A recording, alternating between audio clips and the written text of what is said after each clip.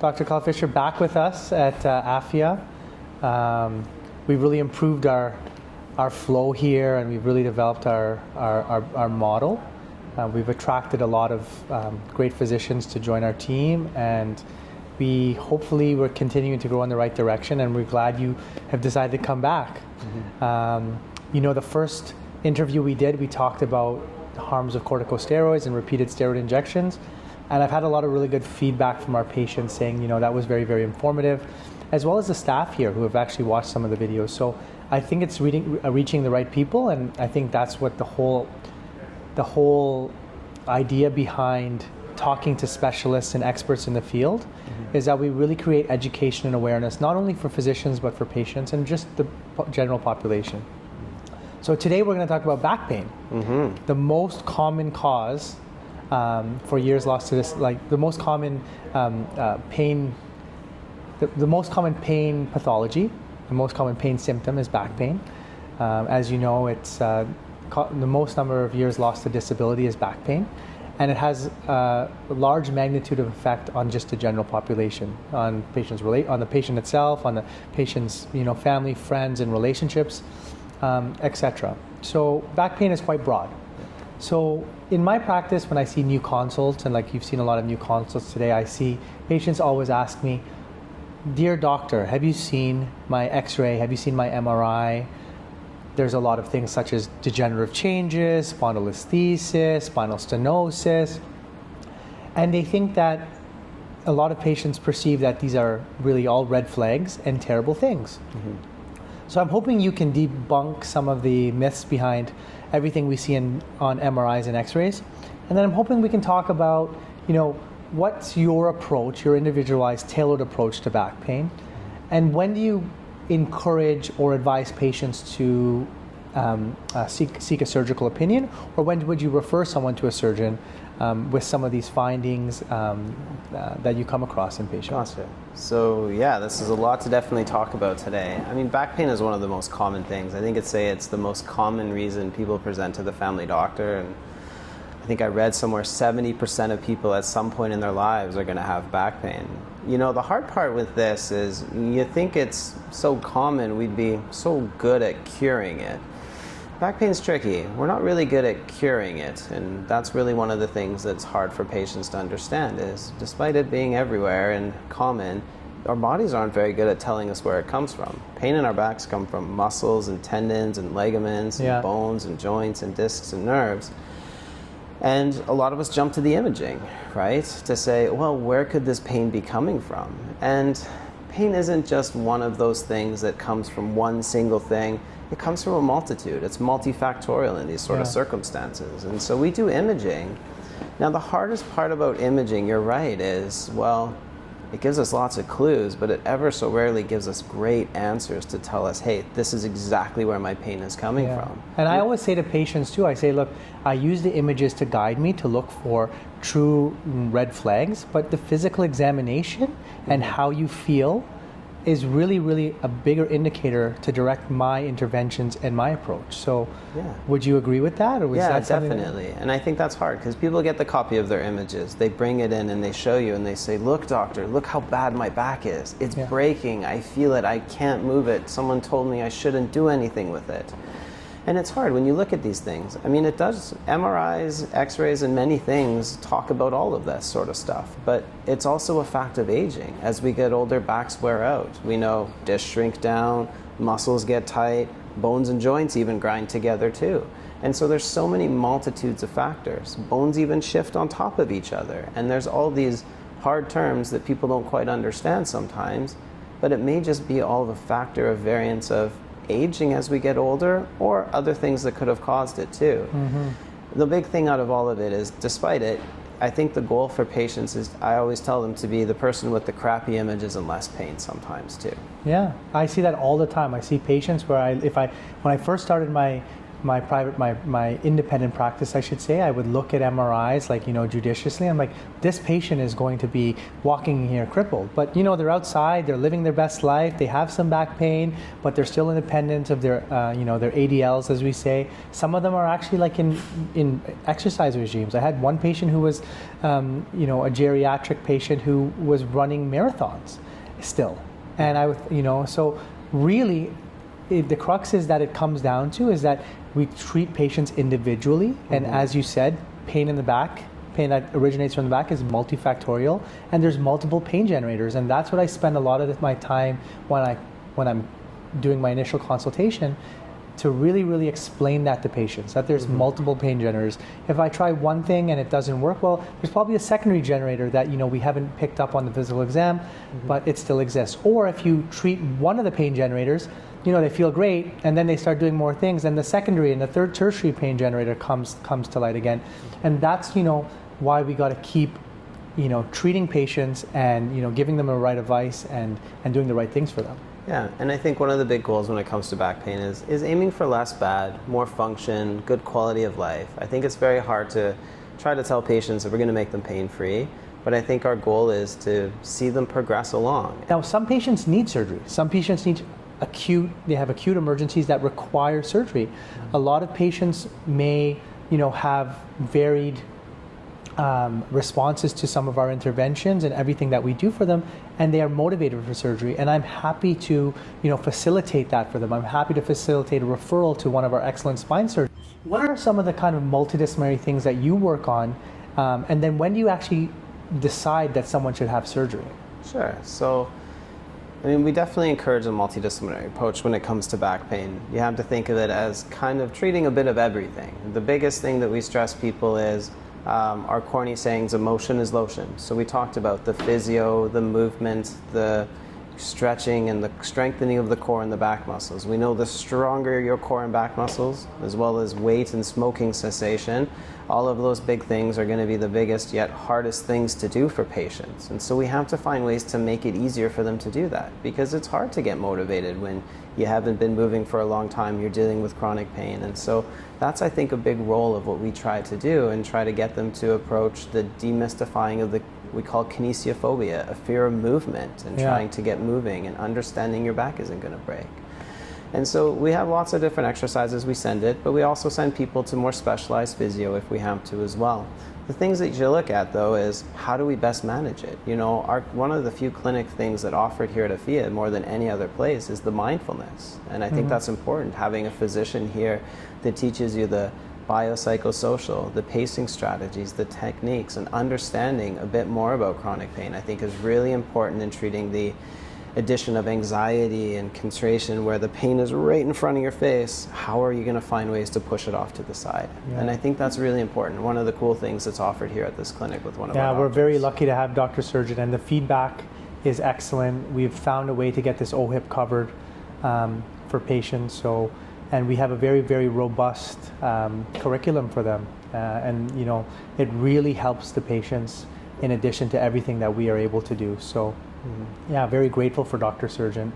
And then beyond the biopsychosocial, then what's kind of your next approach? One of the things that a lot of our patients in BC that you have in your BC practice, but also in Ontario, is that physiotherapy is often not covered.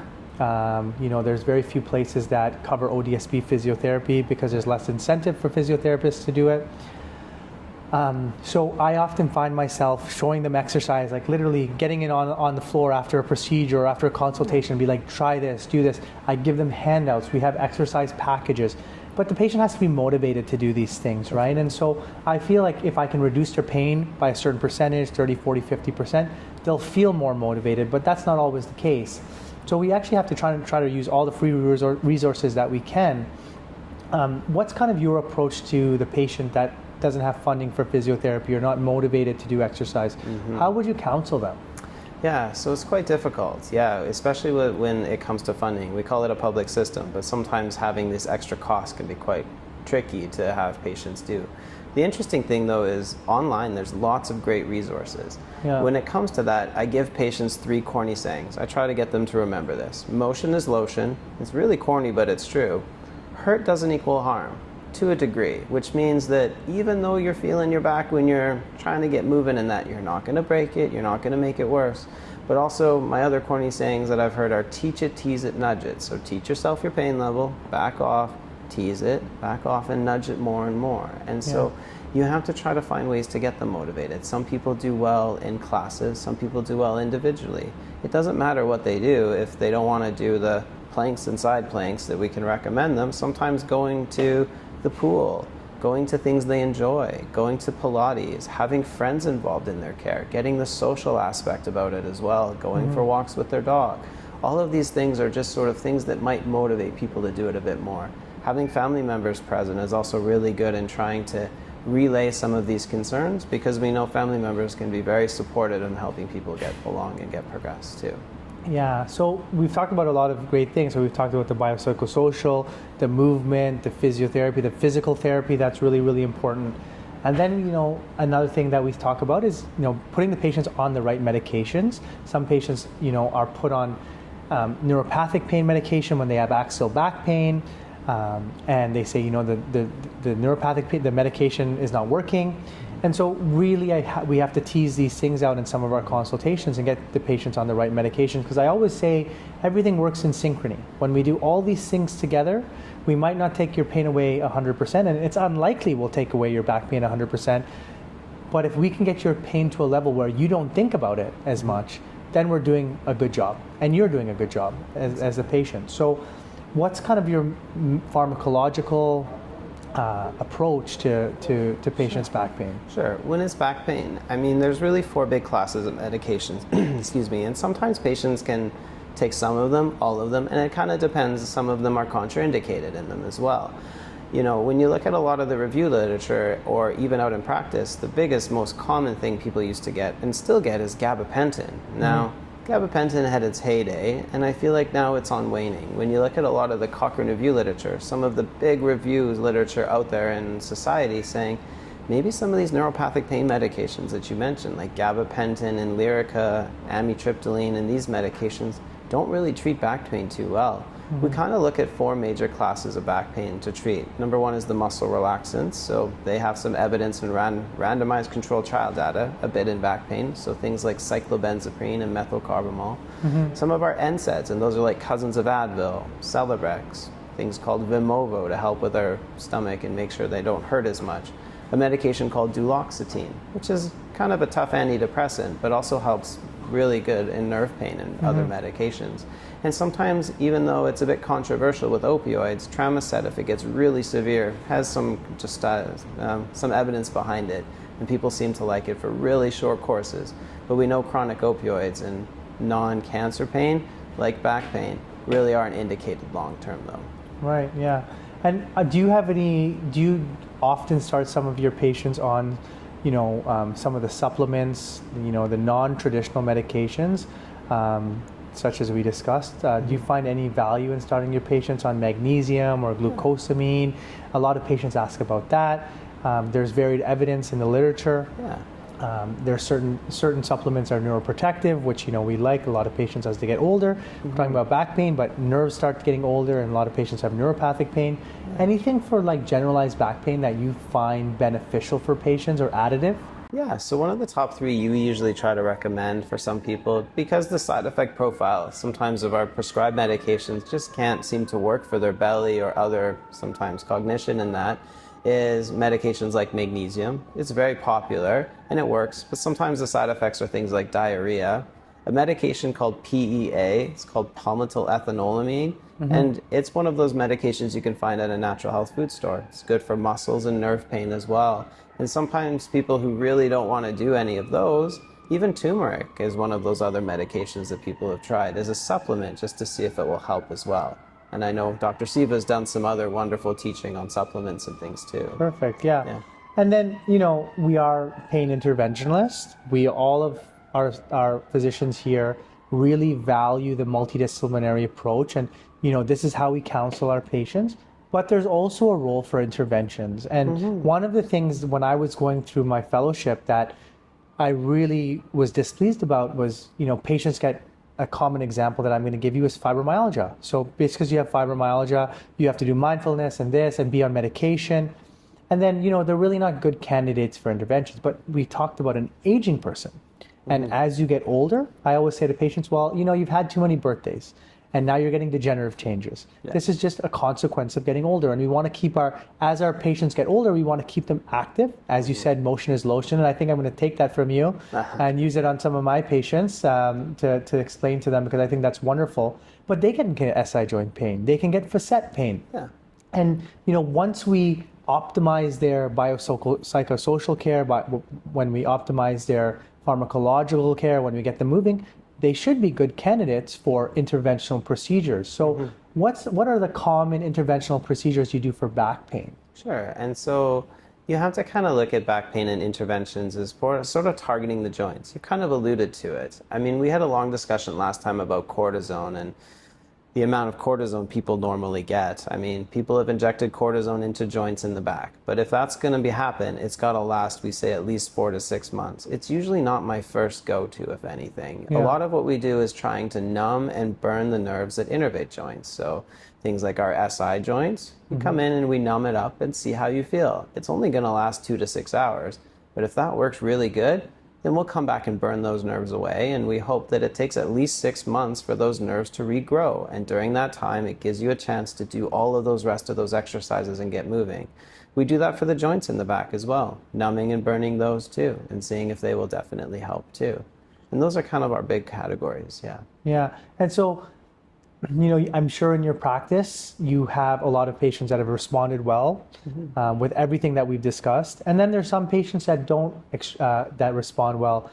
And, sometimes you think they're good surgical candidates. Sometimes you don't think they're good surgical candidates. Sometimes there's other mitigating factors such, we're also anesthesiologists. So we recognize that, this is major surgery and they have to have, the cardiovascular reserve. They have to be reasonably in good condition, fewer medical comorbidities, because then then a surgeon would consider them to not be good candidates for surgery. But what is kind of your criteria for sending someone for a surgical consultation? And we do work very close with surgeons, so we know what they expect. They kind of know what we expect as well, and so it's a very good collaborative effort to make sure that patients who really need surgery get surgery. Yeah. And so I think one of the things that I've discussed with some of the young spine surgeons is, we want to prevent unnecessary surgery. Because unnecessary surgery, if you've already alluded to in our discussion, is that, some people don't get better. Some people, 1/3 of patients, might even get worse and might require multiple surgeries. And then there's a lot of consequences, anatomically, physiologically to a person who've had multiple surgeries. So what's kind of your direct criteria? When would you start counseling a patient on you need surgery? Okay, so some of the slam dunks, when you look at what surgeons, I think, have their great bread and butter. Now, I'm definitely not a neurosurgeon, so I can't put too many words into the mouth, but they're very good at decompressing nerves. So people who have that pain that shoots down the leg, down into the toes, down a specific distribution that isn't treated by different types of medications, different types of needles, different types of all that other stuff we talk about, or if it's so severely numb and weak, and it's all because of that nerve being smushed back there. Surgeons are wonderful at doing that sort of condition, right? Surgeons are also very good at fixing and helping if a back is shifting too much. We see people who have really severe scoliosis. We have times where the bones have shifted a bit too much. And they, again, have really bad nerve pain from that, or severe numbness, weakness, or even the dreaded thing called cauda equina, where you're so numb and weak, you have trouble with your bowel and your bladder, then those need to be seen really urgently in that as well. It's a bit of a tough one now when people start coming in and talking about disc replacements. I don't know how much we need to touch on those sort of aspects of it. They seem to be coming into a bit in vogue in society nowadays, especially in Europe and North America. But those require really big surgery incisions coming usually through the front, especially if they're going into the belly, and then putting in a disc and then closing them back up, which is really hard for patients and requires quite an extensive recovery and is probably really for a very tiny indication of pain. And I see a lot of questions about that is, why can't I get my disc replaced? Well, it's a huge surgery. I'm not really sure it'll help a lot of people from those sort of instances. What's your thought on? I actually have a very, an interest in this surgery, and things that we can do for discogenic pain. Because as you know, discogenic pain is notoriously difficult to treat, and they're doing a lot of different things in the United States. And what's kind of your approach to discogenic back pain? Right. We're quite limited in Canada, as you alluded to. There's a lot of different therapies in other countries that have sort of come in and may eventually reach the Canadian market. But again, the politics of it is we're a tiny country, and it costs a lot of money to get these very expensive therapies listed here and then covered by our government. And so a lot of the time now is people are starting to inject into discs. The big fear is infection of discs, so just being cautious and mindful of that. And what are we injecting? We don't have much. We only really have steroids, which don't show much evidence, maybe PRP or platelet-rich plasma that we spin patients' blood down. But again, it's not something that we really commonly do. People are starting to say, well, maybe cortisone injections really close to the disc might help a bit. And things are starting to come to the Canadian market, like taking out a bit of a disc and decreasing the pressure. But again, it's still not shrouded in a huge amount of evidence to say we need to start poking and prodding. In America, they do something called a basovertebral nerve ablation, which is a procedure where you go in and try to burn the inside of the body of the vertebral bone that then kind of decreases the nerve pathways up to the discs. But in Canada, these are all sort of off the cuff, off label, not really available sort of treatments. Much of what we do is try to either get close to the disc with some cortisone and hope it helps. And then again, if it doesn't, not continue to repeat it every week like we have seen in the past too. That's great. Thank you for your time, Dr. Fisher. Like, I think, we talked about a lot of things, and we touched, and hopefully our patients and other physicians in the community find this very informative. And, I hope this encourages more people to seek expert advice when they have back pain, because, sometimes it's not just, they need some a physician to help them get through their back pain and give them advice, as opposed to just going to a physical therapist or a chiropractor, which obviously they have a great role in back pain, but sometimes a specialized consultation where we can piece all these things together may help them live a better pain-free life and enjoy their life a little bit more. So I think we demystified a lot of things. I hope we encourages some questions from our physicians and patients that come and see us. And thank you for coming here and being a great asset to our clinic. And I think I'm sure everyone will feel quite informed. So thank you very much.